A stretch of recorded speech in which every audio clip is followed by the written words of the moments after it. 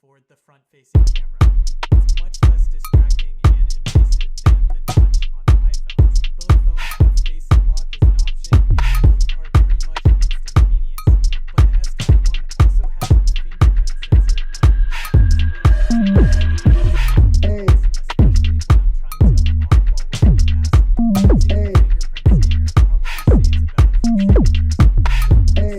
when you unlock with an iPhone, you still have to swipe.